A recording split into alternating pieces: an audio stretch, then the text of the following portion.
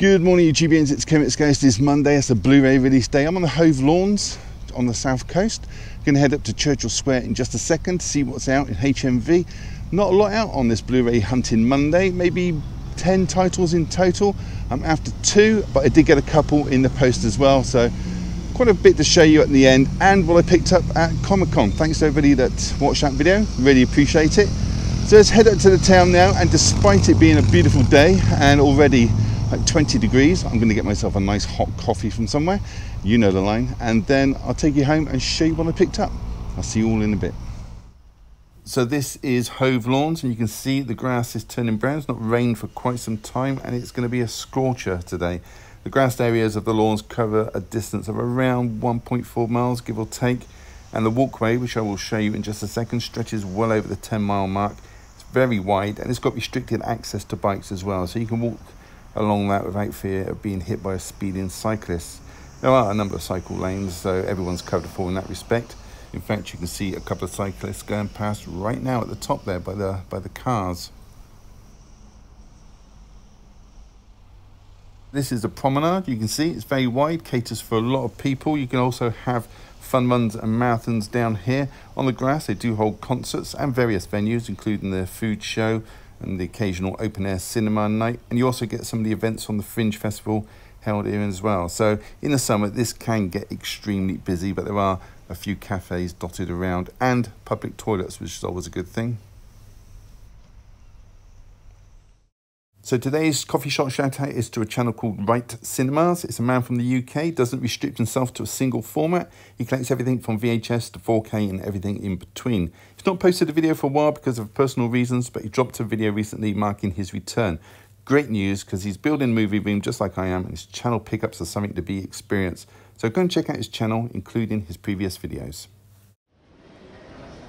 Okay, so last week I filmed the south entrance to the mall, and this week we're in the main wing. On the right there is H&M for kids, adult sections on a separate shop outside. There's a cosmetic facelift non-surgical shop there on the left. That's not open till later, I believe. Miniso there on the right, they sell Marvel, Disney and Japanese collectibles and other items. After that is a Foot Locker. Coming up on the left here is Game, which sells video games obviously and merchandise. Okay, coming up we got Hollister, which is opposite, and that looks like a shed on the outside. Why is it all so dark in that shop? What's all that about? On the left we have what was a Lakeland shop, that's gone now. They sold mainly kitchenware. Coming up on the right there's a Clinton card, so if you want an overpriced birthday card, go to Clinton's. And then there's the escalators in the middle there going up to the next floor. I'll pop up there in just a bit if I can avoid security. On the left there is a New Look, which is tucked away. Used to be a Mother Care there years ago. And then in the centre they've got some sweet dispensers. Do people actually use these anymore? Well, I don't know. Then there's a Hairdressers over there and the Entertainer. Let's follow these people upstairs. Ah, look, Build-A-Bear. Thank goodness my children are all grown up now. No need to go in there anymore. Next to that is Menkind, always empty in there. There's the Brighton sign, in case you don't know where you are. Used to be a Debenhams anchor store behind that, but now obviously that's gone. Costa, other coffees are available. And there's River Island, which sell good quality clothes, and it's a big shop as well, spread over 2 floors. Opposite there is the Apple store. That is next to Pull & Bear, which is a female clothes shop. Then there's Fossil, got no idea what Fossil is, I've never been in there. And then there's the Victoria's Secret shop, and this is a huge shop. To my annoyance, because this used to be an HMV shop, it's bigger than the one we have downstairs now, but Victoria's Secrets outbid them on the rent, so they were forced to move. I'm going to have to stop it there because the security station's just a few meters away, and I don't want to get caught filming. Okay. Well, thankfully I managed to avoid security. There's Nipper there, so we're obviously at HMV doors. Going to go through, see what is out. Look at that, there's a Hellfire t-shirt there, very popular at Comic-Con. Let's go over to new and trending and see exactly what is out this week. So the first title to show you today is The Unbearable Weight of Massive Talent. This is released through Lionsgate Films. It's from 2022, 107 minutes, and stars Nicolas Cage, Pedro Pascal and Tiffany Haddish. We have the Blu-ray priced at $14.99. The DVD here is priced at $9.99, and by the way, they all come with a lovely glossy slipcover. And of course, the 4K priced at $24.99. And in this film, we have Nicolas Cage playing himself as a cash-strapped actor on the verge of obscurity. Sounds like a good one, this one.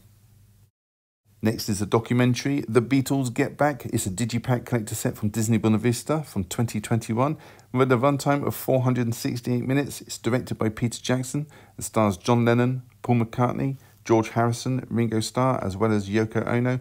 Also features 1970 feature film Let It Be. This one is priced at $29.99, and there's a close-up of what's inside.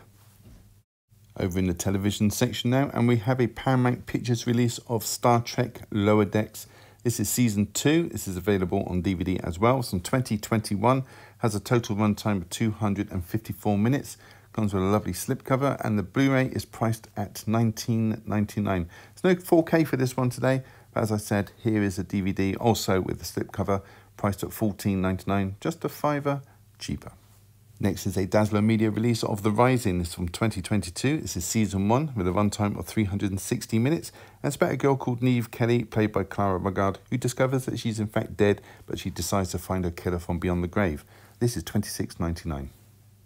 So I'm on my way to the BFI section, but I will tell you what didn't hit the shelves today for various reasons. First one's an 88 Films release called Hit You in the Dark.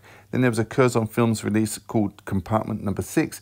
And 2 anime releases, Emma, A Victorian Romance Season 1, and Release the Spice Season 1 as well. So there are 3 BFI releases today. The first one is The Appointment. This is from 1981. It's 90 minutes, written and directed by Lindsay C. Vickers. This one is priced at $16.99. Next is Mary Queen of Scots. This is from 1971. It's 127 minutes. Comes with a 12 certificate and has got an impressive cast. Vanessa Redgrave, Glenda Jackson, Patrick McGowan, Timothy Dalton and Nigel Davenport. Yours for $14.99. Next is Pickpocket, a film from 1959. Quite a short one as well. It's just 76 minutes, this one. Has a PG certificate. It's written and directed by Robert Bresson, and it's set in Paris. It's yours for $15.99. Next is a film called Corrective Measures, released through Dazzler Media. It's from 2022 and has an 18 certificate. This one stars Bruce Willis and Michael Rooker, and it's set in a high-security prison for supervillains. How good is that? Priced at $9.99.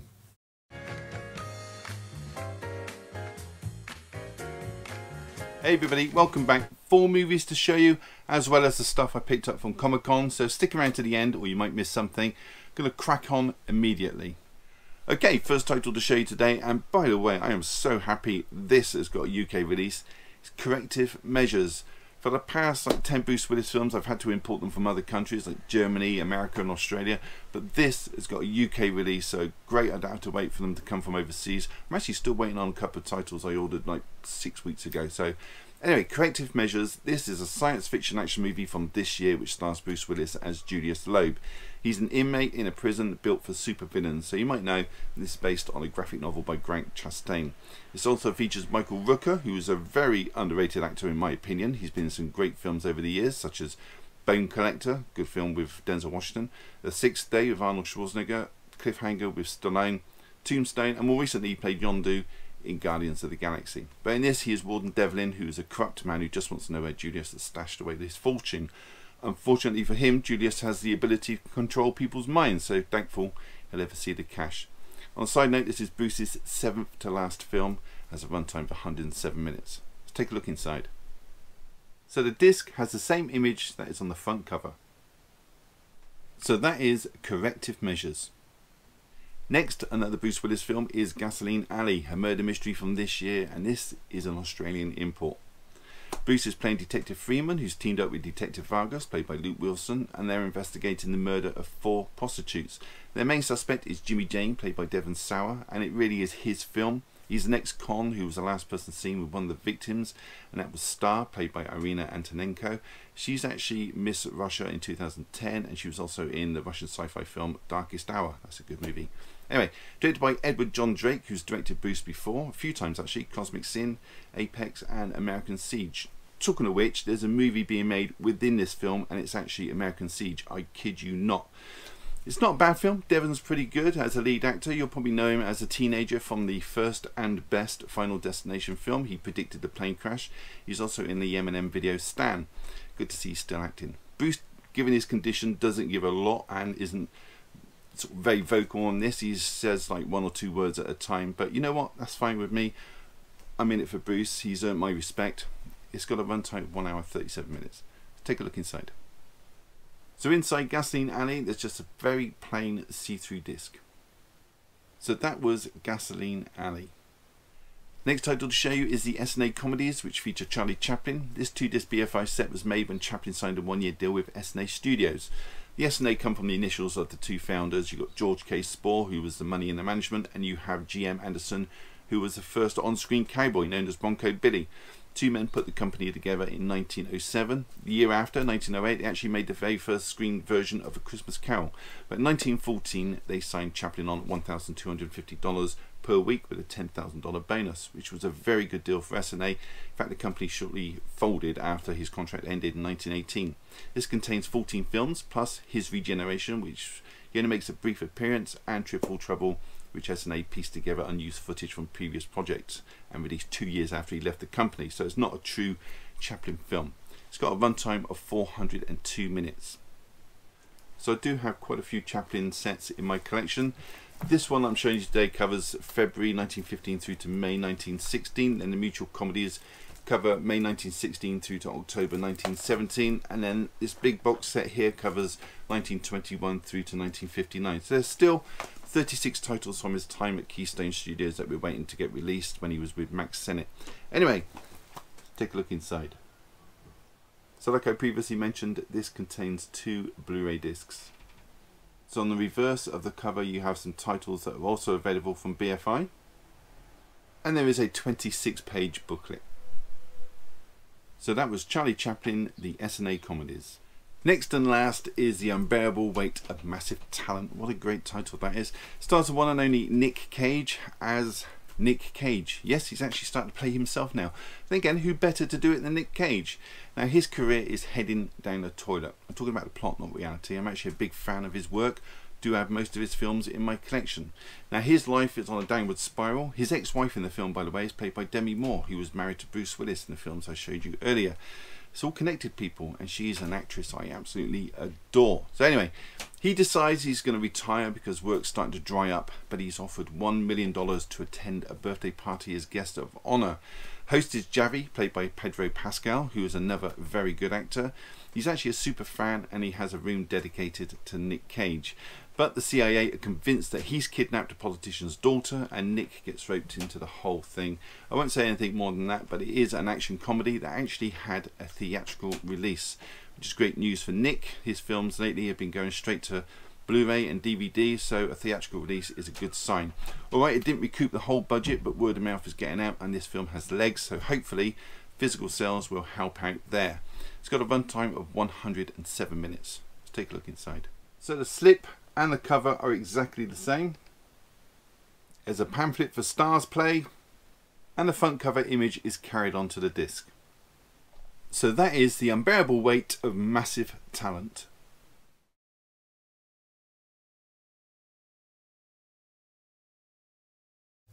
So as you may know, I was at Comic-Con on Friday, and whilst I was there I was looking for something to add to the library room, and I spotted this endoskeleton head from Terminator Salvation.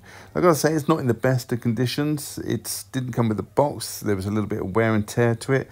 But given the price tag of just £40, I thought, why not? It's not often you see one of these for sale, and it's not often I go to a Comic-Con, so I took the plunge and I picked it up. In case you're unfamiliar, this is a T600 model, which was basically the first Terminator that was manufactured by Skynet. And these models were referred to by John Connor in the first Terminator film. He mentioned that they had rubber skin and were easy to spot. Also, they were a lot larger than a regular Terminator. The actor that actually played it in the film is Brian Steele, and he stands at 6'7". So these were quite a formidable thing to see. You can probably see at the bottom of the base there is a slot for the film, which is obviously missing, but it doesn't matter because I wasn't going to put the film in there anyway. So that is my T600 endoskeleton Terminator head. I think I'm going to name him Dave. So here we have the first of the 2 figures that I bought, and these were created by Georges Rémy, better known as Hergé. Tintin, or to give him his French pronunciation, Tintin, first appeared in printed form on the 10th of January 1929, where he went on to have his first landmark adventure. There's several notable characters in this infamous cartoon series, like Professor Calculus, who is deaf as a post. You've also got the two incompetent detectives, Thompson and Thompson. But the second figure I have chosen to accompany the Tintin is Captain Haddock. And here he is, Captain Haddock, or to give him his full character name, Archibald Haddock. Yes, he was named after the fish, and he is, or I should say he was, an alcoholic, but he was cured in the final adventure of his addiction by Professor Calculus. And I should point out also that Captain Haddock is quite a latecomer to the cartoon. Didn't arrive until 1941 in the adventure of the Crab with the Golden Claws. And on a side note, he was voiced by Andy Serkis in the Steven Spielberg 2011 computer-generated version of the film. And there they are together next to the Tintin box set, which will go up on the shelf above the television. So that was it. Have you seen any of those films or plan to pick them up or just want to leave a comment? And do so down below and I'll read every single one of them and try to reply if I have the time. Give the video a thumbs up, really does help the channel. And subscribe if you haven't, it's all free. Why wouldn't you? On that note, all that's left to say is thank you so much for choosing my channel today and watching my video. Take care and I'll see you all in the next one. Bye.